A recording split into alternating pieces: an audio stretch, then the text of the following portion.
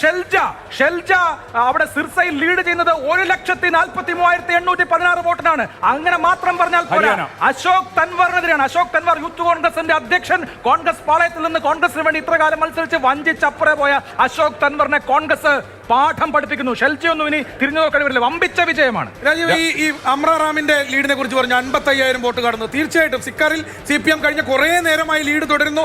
കൃത്യമായി കർഷകരുടെ വോട്ട് തന്നെയാണ്. കർഷക പ്രക്ഷോഭത്തിന്റെ മുന്നണി പോരാളിയായിരുന്നു അമ്രാറാം. അതുപോലെ തന്നെ കോൺഗ്രസിന്റെ വലിയ രീതിയിലുള്ള പിന്തുണയുണ്ട്. ശരിക്കും പറഞ്ഞാൽ CPM-ന്റെ മാത്രം വോട്ടുകൾ എടുത്ത് നോക്കിക്കഴിഞ്ഞാൽ അവർക്ക് വിജയിക്കാനുള്ള സാഹചര്യമില്ല. പക്ഷേ രാജസ്ഥാന്റെ പല മേഖലകളിലും ഉത്തരേന്ത്യയിൽ പലയിടത്തും ഈ CPM-ന്റെ രാഷ്ട്രീയം പറയുകയും കർഷകരുടെ പ്രശ്നങ്ങൾ, അടിസ്ഥാന വർഗത്തിന്റെ വിഭാഗത്തിന്റെ പ്രശ്നങ്ങൾ ഏറ്റെടുക്കുന്ന സമരങ്ങൾ CPM ഒരുപാട് നയിച്ചു. പക്ഷേ ഇത്തവണയാണ് അവർക്ക് അതിൽ നിന്ന് ഒരു ഫലം കിട്ടുന്നത്.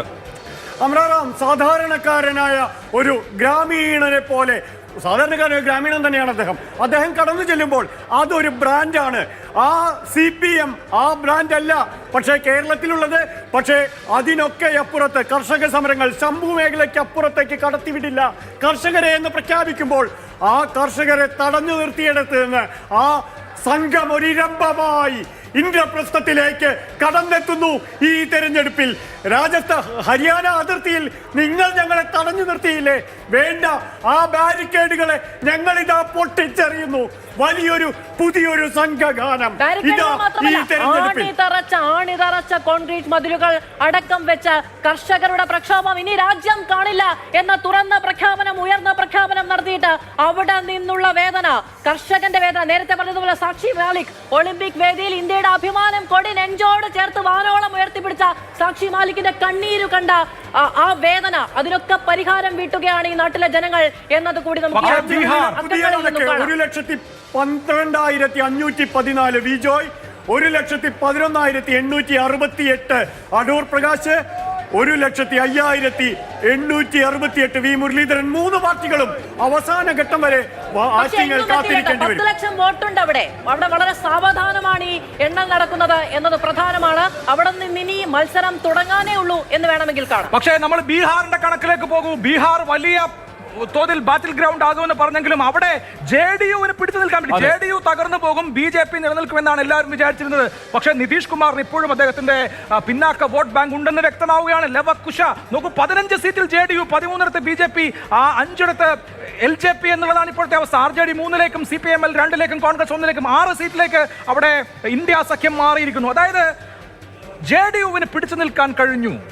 ബീഹാറിലെ അവസാന ഘട്ടത്തിലെ പോളിംഗിൽ പൂർണ്ണമായും സ്ത്രീ വോട്ടർമാരുടെ വലിയ പങ്കാളിത്തമുണ്ടായിരുന്നു. അത് നിതീഷിന് യൂട്ടേൺ ഒക്കെ പറയുമ്പോഴും നിതീഷിന്റെ കോർ വോട്ട് ബാങ്കിനെ മറികടക്കാൻ കഴിഞ്ഞില്ല. പക്ഷേ അവിടെ ഒരു കാര്യമുണ്ട്, കഴിഞ്ഞ തവണ ഒറ്റ കിഷൻഗഞ്ച് ആയിരുന്നുവെങ്കിൽ അതിനപ്പുറത്തേക്ക് കടന്നു പോകാൻ കഴിയുന്നു. ആ ബെൽറ്റിൽ കിഷൻഗഞ്ച്, ബംഗ്ലാ ബോർഡറിലുള്ള കിഷൻഗഞ്ച് അടക്കമുള്ള മണ്ഡലങ്ങളിൽ ആ ബെൽറ്റിൽ ഒവൈസിയുടെ വോട്ട് കട്ടറെ മാറ്റി നിർത്തിക്കൊണ്ട് 8 സീറ്റുകളിലാണ് അവിടെ മത്സരിച്ചത്. ആ തന്ത്രങ്ങളെ മറികടന്നുകൊണ്ട് 6 സീറ്റിൽ മുന്നോട്ട് പോകാൻ കഴിയുന്നുവെങ്കിൽ അത് തേജസ്വി യാദവ് എന്ന ഒറ്റ എമർജിംഗ് ബ്രാൻഡിന്റെ ആ താരത്തിന്റെ ബീഹാറിൽ പിടിച്ചു നിൽക്കാൻ കഴിഞ്ഞു എന്നുള്ളതാണ് ശരിക്കും പറഞ്ഞാൽ BJPക്ക് ആശ്വാസമായത്. പിന്നെ ഈ അങ്കിൾ ഒരിക്കൽ കൂടി യൂട്ടേൺ എടുക്കുമോ എന്നുള്ളത് പറയാൻ പറ്റില്ല. പക്ഷെ ഇപ്പോൾ തന്നെ 242 BJPക്ക് തന്നെ ഉണ്ട്. അതുകൊണ്ട് അങ്കിൾ യൂട്ടേൺ എടുത്തിട്ടും വലിയ രാജീവ് കൃത്യമായി അത് പറഞ്ഞു വെച്ചു. അങ്കിളിനെ വേണമെങ്കിൽ പ്രധാനമന്ത്രി പദത്തിലേക്ക് ഒരു ഓഫർ കൊടുത്താൽ ഇപ്പോഴും സാധ്യതയുണ്ട്. BJPക്ക് ഒരിക്കലും കൊടുക്കാൻ കഴിയാത്ത ഓഫർ. എന്തായാലും അങ്കിളിന് 15 സീറ്റ് അവിടെ SP-ക്ക് 34 സീറ്റുണ്ട്, മമതയ്ക്ക് 31 സീറ്റുണ്ട്, DMK-ക്ക് 21 സീറ്റുണ്ട്. വടകര MLA KK രമയുടെ ഫേസ്ബുക്ക് പോസ്റ്റ് വന്നിട്ടുണ്ട്. ചിരിമായാതെ മടങ്ങൂ ടീച്ചർ, മിണ്ടാനും ചിരിക്കാനും തൊടാനും ഉമ്മ വെക്കാനും ഒക്കെ ചിരിമായാത്ത മുഖം ബാക്കി വെക്കണം മനുഷ്യനെന്ന് അപാരമായി ആഗ്രഹിക്കുന്നവരുടെ നാടാണിത്. ഇവിടെ നിന്ന് മടങ്ങുമ്പോൾ അങ്ങനെയേ മടങ്ങാവൂ എന്ന് തുടങ്ങുന്ന ഒരു post, Facebook post KK രമയുടേതായി KK Shailaja ടീച്ചറിനെ ഉദ്ദേശിച്ച് വന്നിട്ടുണ്ട്. വാക്കുകൾ എവിടെ എങ്ങനെ ഉപയോഗിക്കണമെന്നത് നല്ല രീതിയിൽ അറിയാം. എന്നാലും ബീഹാർ വലിയ തോതിൽ ദേശീയ ജനാധിപത്യ സഖ്യത്തിന് അനുകൂലമായ നില സ്വീകരിച്ചു. അത് ശൈലജ ടീച്ചർ ചിരിക്കാത്തത് കൊണ്ടല്ല, ടീച്ചറോടല്ല അത് പറയുന്നത് എന്നത് അത് വായിക്കുന്ന എല്ലാവർക്കും അറിയാം. CPIക്ക് ഒരു സങ്കട വാർത്തയുണ്ട്. ബേഗൂസരായിൽ അദേശ് കുമാർ റോയി ഗിരിരാജ് സിംഗിന്റെ പിറകിലായിരുന്നു. ഗിരിരാജ് സിംഗ് 8838 വോട്ടുകൾക്ക് ഇപ്പോൾ ലീഡ് ചെയ്യുകയാണ്. ഗിരിരാജ് സിംഗ് തീർച്ചയായും വലിയ നേതാവ് തന്നെയാണ്, വോട്ട് പിടിക്കാൻ ഏതറ്റവരും അറിയുന്ന നേതാവുമാണ്.